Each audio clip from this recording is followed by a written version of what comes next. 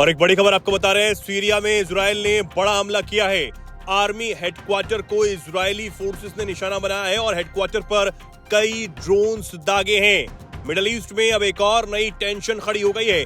सीरियाई सेना को चेतावनी भी इजराइल की तरफ से जारी की गई है। ये बड़ी जानकारी आपको दे रहे हैं। इजराइल ने सीरिया की राजधानी दमिश्क में सैन्य मुख्यालय पर ताबड़तोड़ हमले किए। बताया जा रहा है ये हमले ड्रोन से किए गए हैं। सोशल मीडिया पर तमाम वीडियोस भी सामने आए हैं। एक वीडियो आया है जिसमें लाइव शो के दौरान बमबारी होती हुई नजर आ रही है और ये पूरा जो माजरा है वो कैमरे में कैद हो गया।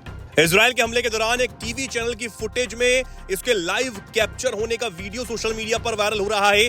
वीडियो में ये देखा जा सकता है कि एक महिला टीवी एंकर लाइव प्रसारण कर रही थी और इसी दौरान इजराइल के जो ड्रोन्स हैं, इजराइल का जो हमला है वो वहां पर होता है और जो महिला है वो डरकर वहां से भाग जाती है। ये बड़ी जानकारी आपको दे रहे हैं। अब ईरान को छोड़कर सीरिया में भीषण हमले इजराइल की तरफ से इस वक्त किए जा रहे हैं। दरअसल दक्षिण सीरिया के स्वेदा प्रांत में शिया ड्रूज और सुन्नी बेदुइन समुदाय के बीच बीते 4 दिनों से हिंसक झड़प जारी है। इसमें करीब 250 लोग मारे जा चुके हैं। इजरायली रक्षा मंत्री इजराइल काट्ज ने चेतावनी दी थी कि सीरियाई सेना देश के दक्षिणी हिस्से से हट जानी चाहिए।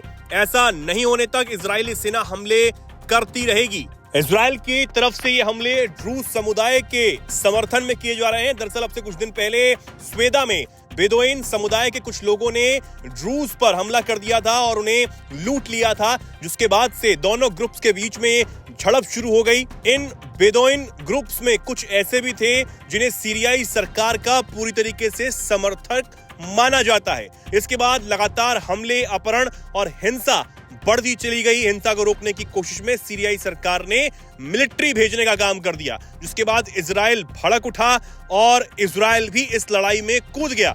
उसने सुवेदा के आसपास के इलाकों में सीरियाई सरकारी जो सुरक्षा बल हैं उन पर ताबड़तोड़ बम बरसाए। हमले के बाद इजरायली प्रधानमंत्री नेतन्याहू ने कहा था कि उनका मकसद ड्रूज समुदाय की रक्षा करना है, क्योंकि इजराइल और इजरायली कब्जे वाले गोलान हाइट्स में ड्रूज लोगों से उनके अच्छे रिश्ते हैं और गोलान हाइट्स वो जगह है जिसके लिए इजराइल और सीरिया में विवाद है। रिपोर्ट्स ये कह रही हैं कि स्वेदा शहर में इंटरनेट और बिजली पूरी तरीके से बंद हो चुकी है। शिया ड्रूज समुदाय सीरिया की कुल आबादी का करीब 3% यानी 8 लाख है। पिछले 14 सालों तक चले गृहयुद्ध के दौरान खुद को असद सरकार और इस्लामी चरमपंथी आतंकियों से बचाने के लिए ड्रूज समुदाय में कई मिलिशिया भी बन गए और जब से सीरिया में तख्ता पलट हुआ है तब से वहां पर शांति तो हालांकि नहीं आ पाई है, लेकिन अब एक और बड़ा जो तनाव है वो बढ़ता हुआ नजर आ रहा है।